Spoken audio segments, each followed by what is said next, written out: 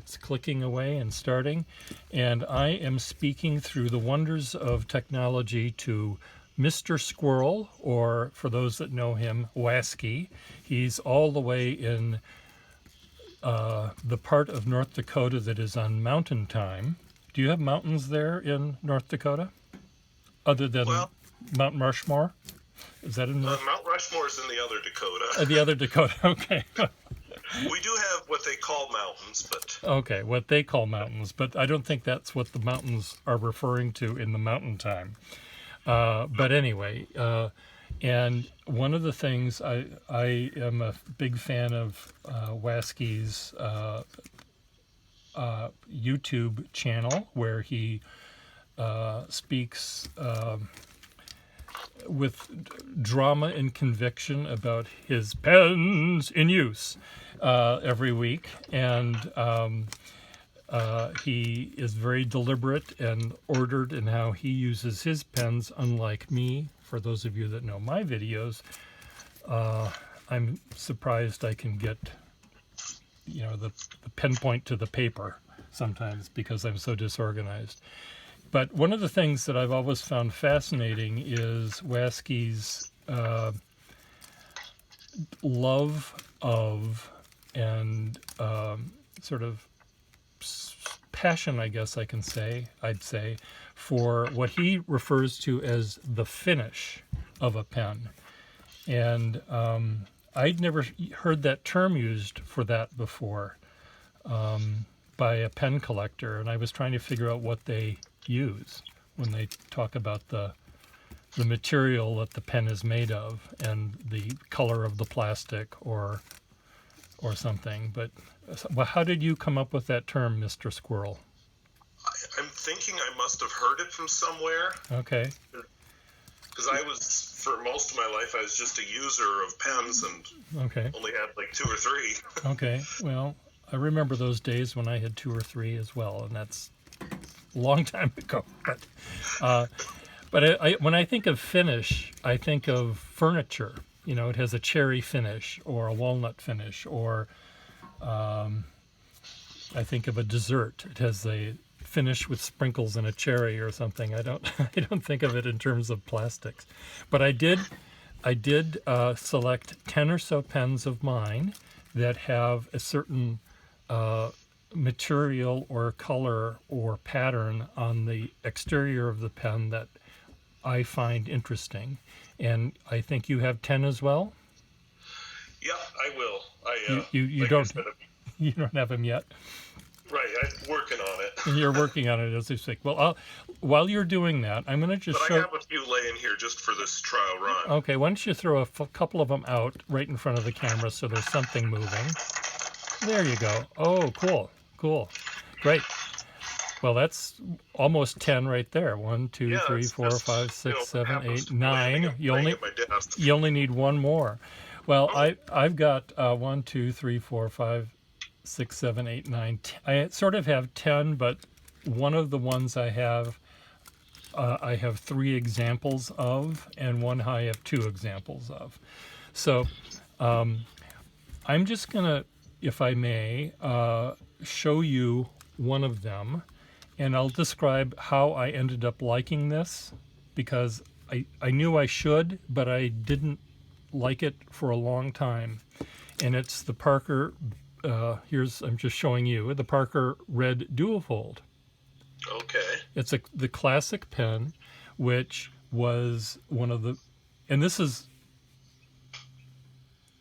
I'll just introduce the pen. The pen was one of the first pens that was made that cost a lot of money.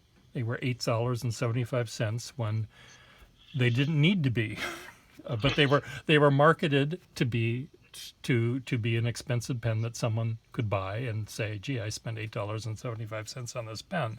Aren't I special?"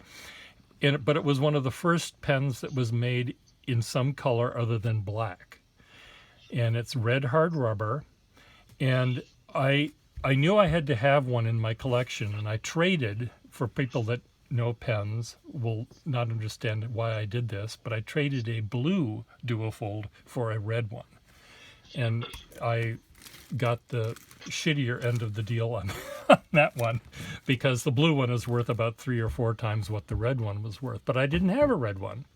So I had a red one, and I could say I had a red one, but it was still orange and black. And I didn't understand why I should like it, because it reminded me of Halloween. And it was one of my customers who was a art history teacher somewhere in Connecticut, I think.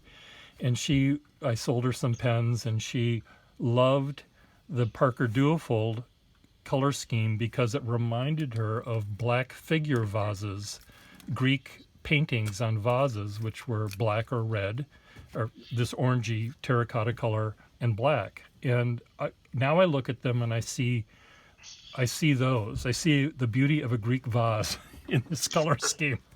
So that was just one example of how I learned to like this pen when I initially didn't. Okay, your turn. You pick one. Well, this is actually one I traded for too. Okay. We don't know for sure what brand it is. It's a Dutch prototype. My research has said it's probably a Phoenix. Okay. I don't know that for sure because there's nothing on it, but you can see it has kind of a herringbone. Oh, beautiful. Pattern. Yeah. There are Conklin pens called Conklin Nozacs that have that pattern, which I really love. There's a pen that I have in my collection of show and tells that's similar to that, sort of has a crosshatchy pattern to it. That's a beautiful pen. Do you know how old it is? I do not. If it is a Phoenix, it's probably from the 60s. Okay. Yeah. And it was probably never actually sold because the person that gave it to him, or I traded with, installed a clip himself. I see. Because there was no clip, and I've got ink in it. Well, he also had to put a nib in it because there was no nib. It came with a feed. Okay, it's a button fill? Yes. Okay, cool. I'm saying this to my audience here. Wasky has 90% of his pens are more modern, I think, than the most modern pen I own, almost. I mean, I've got some modern pens that I got recently from people, but your pens tend to be more modern than mine are, and you have a lot of European pens, which I don't. I have maybe a half dozen. So all of these pens are new to me, but I do see a green Salts pen, that green and bronze. That's beautiful. I think I might have one just like it or similar to it. That's Salts, right? Or Collegiate? Let's see. It says Conqueror here. But I think Salts is like the company name. Okay. It should, and that little rectangular bit that's holding the clip, I think it says SALZ usually is written vertically down on it. I'm struggling to read it in this light here. Okay, it says PAT. Oh, it's a patent number. Oh, okay. It looks like it's a Salts pen. I mean, they had clips like that, which I really find it's always interesting to me to see how different companies had to get around someone else's patent. And the Parker clip is perfect almost, on the old duofolds and stuff. You use a bolt to hold a washer on the end of it, where other people had to use clips and rivets and all sorts of nonsense. So you like that pen because of the finish there, because of the flecks of gold and the green? Yeah, I just thought it was a very nice combination. It is. It's beautiful. Your light is a little bit bright, so is there a way to turn your light down a little bit? Or that didn't help, did it? Well, it didn't change. That works. Well, that's a little too low. Somewhere in between. I'm being Goldilocks here. Okay. Yeah. No, that works better, I think. Your hands all of your fingers were just bright white, and they sort of burnt out the image. So that's a beautiful pen. What kind of nib does it have? It's I don't think it's original. Yeah, it looks very modern. Whether they said Salts or Collegiate, they probably said warranted on those pens originally. Okay. Yeah, this has like a seahorse on it. Okay, yeah. So it's my turn now. I get to go next. Um, you showed one. Another one on that same the hard. I'm going sort of in chronological order here. Uh, this is a Waterman Ripple. Oh yeah. Yeah. So Waterman Ripples and their wood grains and Wall wood grain pens and Conklin wood grain pens were all made sort of the same material. A Swan made this pen out of mixing black and red hard rubber to make a pattern. Often they were to imitate wood, and but the Waterman Company made this pattern called Ripple, which sort of looks like marbleized paper in old books from the 1800s, which is why I like them. And each pattern is unique. They just mixed the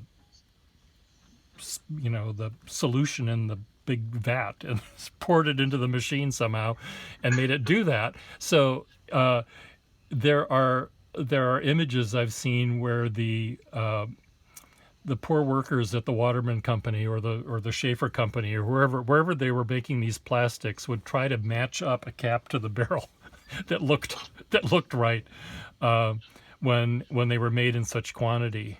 And when you see them when they do match, they're really quite stunning. And sometimes they have almost no red in them, and sometimes they're almost all red with just faint lines of ripple. So I guess you see that more in some of the wood grain ones, or mottled, they called them. So I've always had a affinity for those as well. Okay, your turn, mister. Okay, this one definitely. I think this one really would be part of my final top 10.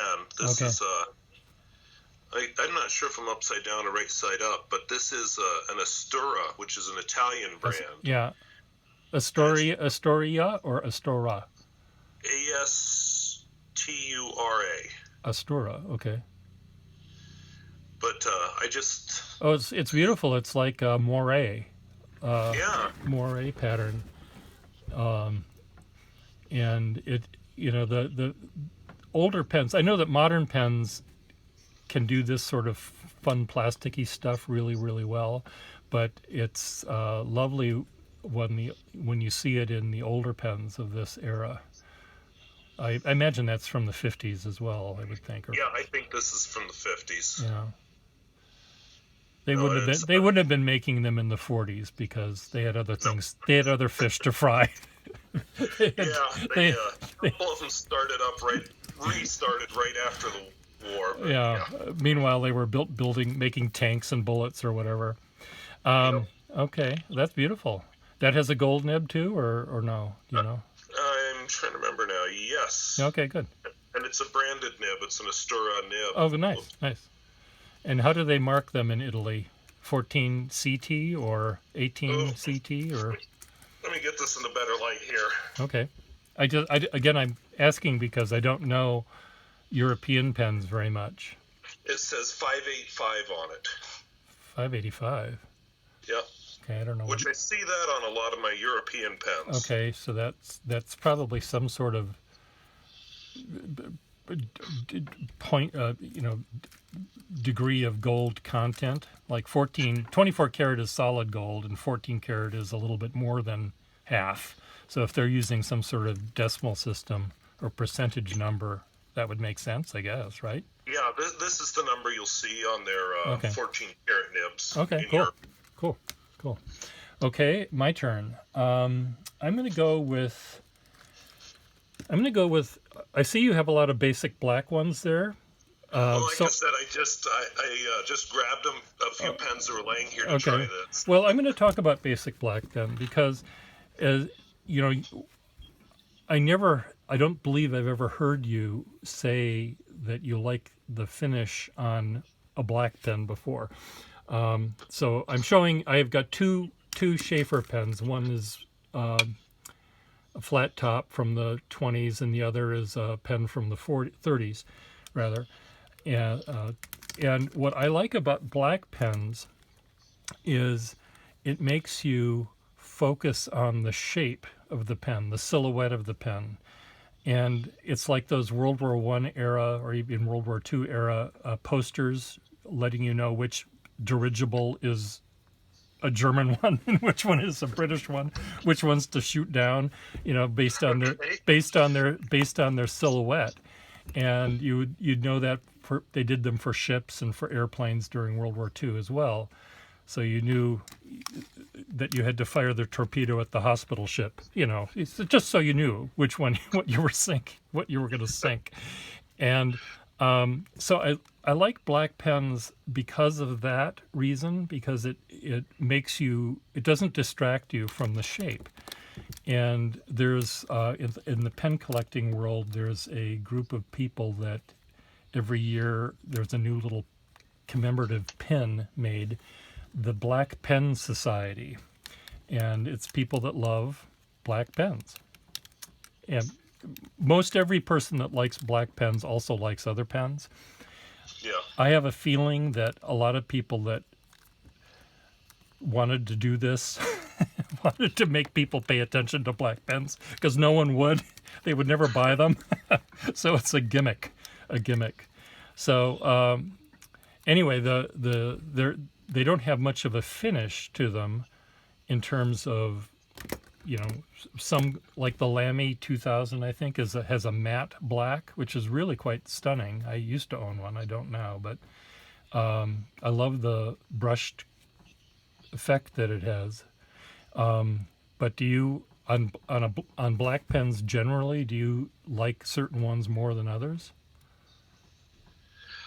I don't know. I haven't, I guess out of what's laying here, Yeah. I think I prefer the looks of these flat top black ones rather than the more cigar type one Okay. here. Uh-huh. And I really like these. For some reason, I have there's a Kaweco V14S that'll be on the list when we do this for real. But this pen, I just love the looks of a metal cap with a black body. Okay. Yeah. Yeah. I hadn't gone that way with mine yet. I was mainly dealing with just the color aspect, but the love of my attraction to and love of pens that have that sort of two-tone metal cap plastic barrel, I kind of like that. There's something they look more like a tool than a piece of jewelry or something. They sort of have they look more functional somehow. Okay, pick another one. Pick one of. Okay, how about this? This is a Geha 726. Okay. It's a German make. They actually were bought up by Pelikan Okay. in the 70s. But this also has a gold nib on it. Okay. Oblique fine. And, well, again, you can't make it out probably on the camera. Oh, it's getting into focus a little bit. It's hard to do that. Sometimes, Wasky, I find that if you were to take your pen and draw a little X on your finger, the camera will focus on the X, and if you can, give it something. And if it's empty right now, so let's try this writing here. Yeah, I think it's too bright. The white is too bright, but it's sometimes when people want to take a picture of a metal pen, it's almost impossible because the camera keeps on wanting to focus on a reflection it's seeing rather than the real thing. So anyway, we'll figure that out later. It's fine. Don't worry about it.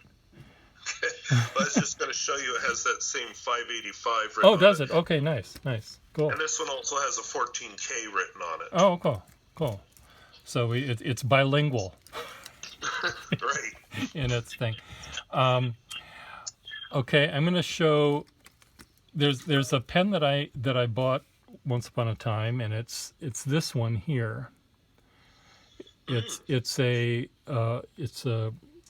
Greek key, Wall Eversharp pen, and the first color that sort of came out after the hard rubber modeled pens, the red and orange pens, or the black and orange color pens.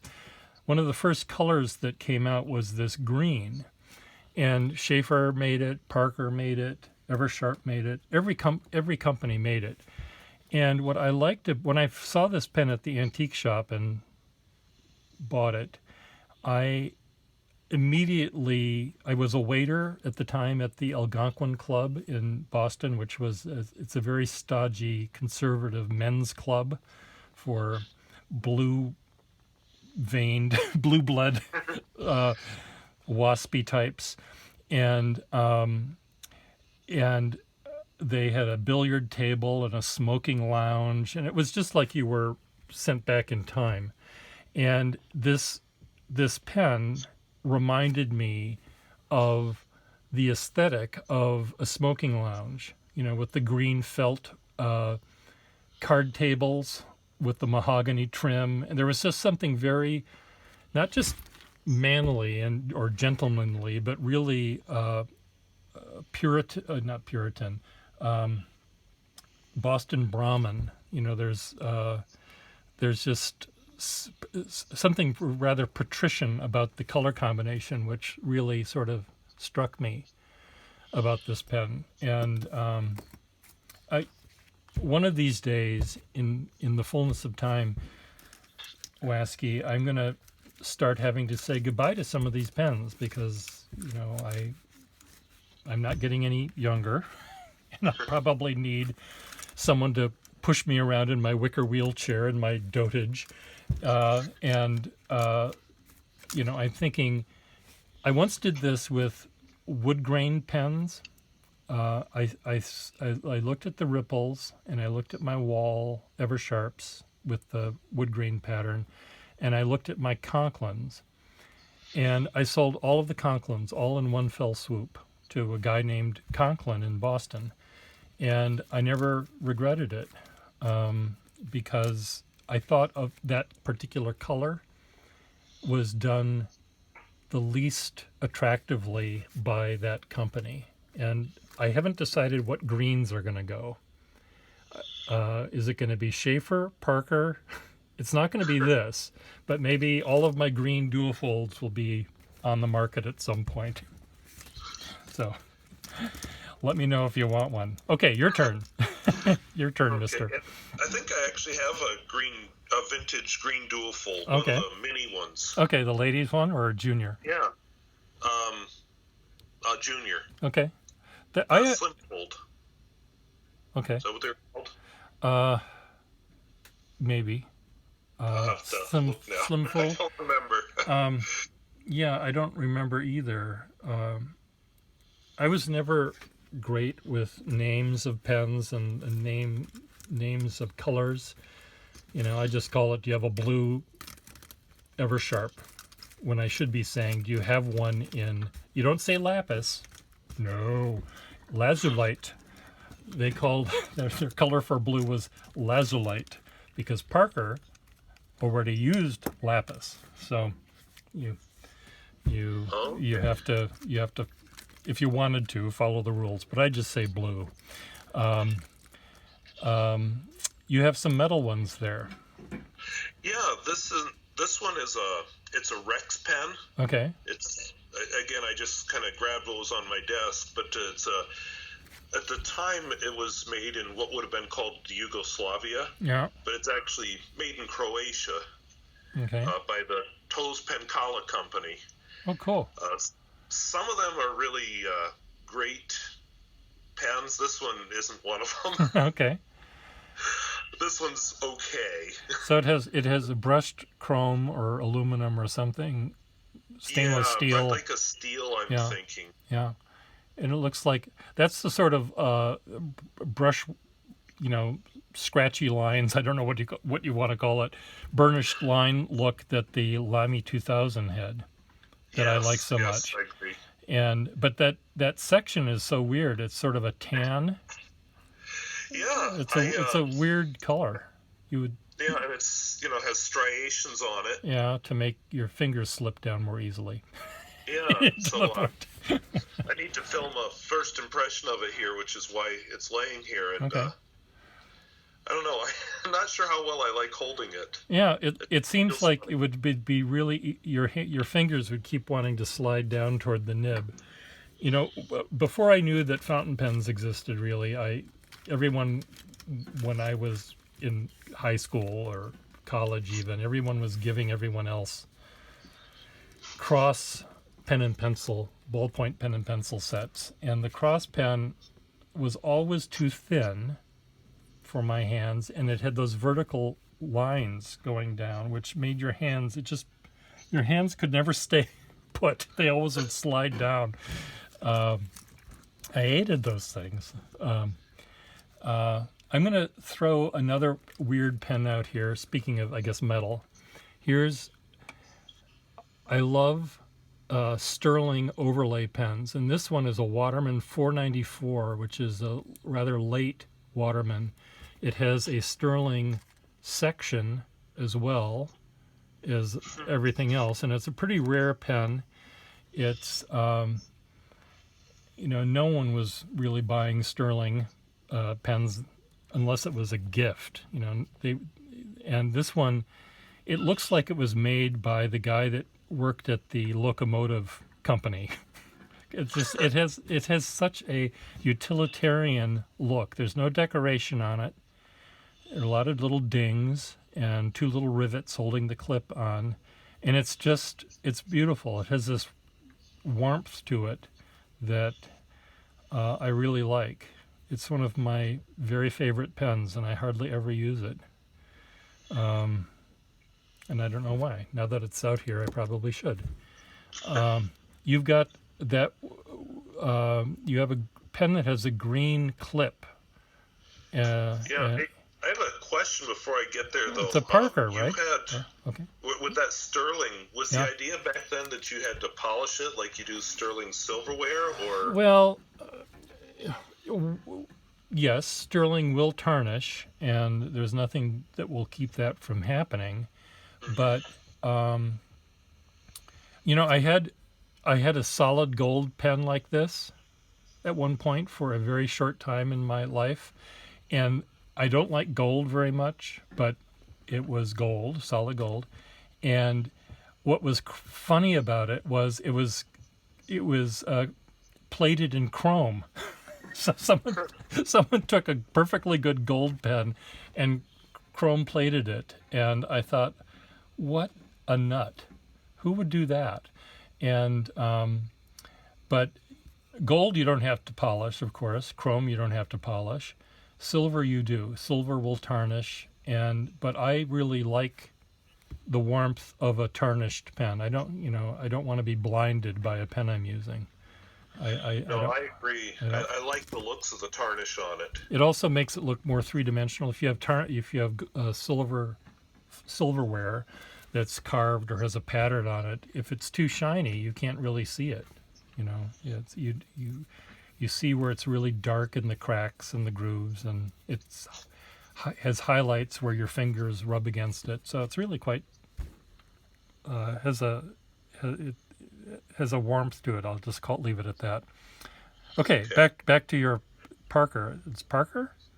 Yeah, this is a Parker. It's actually I've had this interest in getting pens from strange places. Okay. This is a Finnish Parker. It was made for a bank in Finland. Oh, I neat. never found any pen makers in Finland. Okay. So you did an eBay search for pens from Finland or something? Yeah, and this is the closest I found. Okay. That's really wild. I love that. I wonder if the bank has that lime green or Kelly green, whatever green color that is, whether that's their company, their bank logo name or color. Yeah, I wondered about that. I couldn't find this bank when I did a search, but they're probably in jail.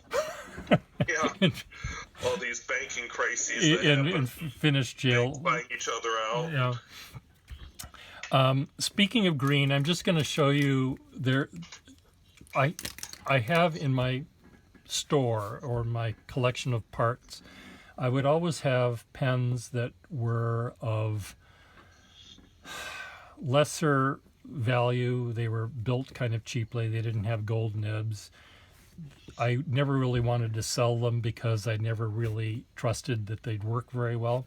So they just end in what I called my gumball machine. And some of them had really, really bright, flashy colors, and that was what sold them. You know, you'd go to the pen store or to the dime store in 1930, rather than going to the real store. You would go to the dime store and you'd find a flashy looking pen. And so I have a bunch of pens that were made in the 50s that look like this. They have this sort of mental institution green color that was popular back then.